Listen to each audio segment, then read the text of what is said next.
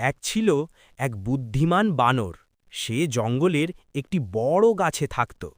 প্রতিদিন সে ফল খেয়ে আনন্দে দিন কাটাত। একদিন সে নদীর ধারে গেল। সেখানে সে দেখল এক কুমির বসে আছে। কুমিরটা খুব দুঃখী ছিল। বানর জিজ্ঞেস করল, তুমি এত মন খারাপ কেন? কুমির বলল, আমার খাওয়ার কিছু নেই। বানর দয়ালু ছিল। সে গাছ থেকে মিষ্টি ফল এনে কুমিরকে দিল। কুমির খুব খুশি হল। এভাবে তারা বন্ধু হয়ে গেল। কিন্তু একদিন কুমিরের স্ত্রী লোভে পড়ে বলল, বানরের হৃদয় খেতে চাই। কুমির দুঃখ পেল, তবুও বন্ধুকে নদী পার করানোর নাম করে নিয়ে যেতে লাগল। নদীর মাঝখানে বানর বুঝতে পারল সব কিছু। তখন সে বুদ্ধি করে বলল, আরে, আমি তো আমার হৃদয় গাছে রেখে এসেছি। কুমির তাকে আবার গাছে নিয়ে এলো।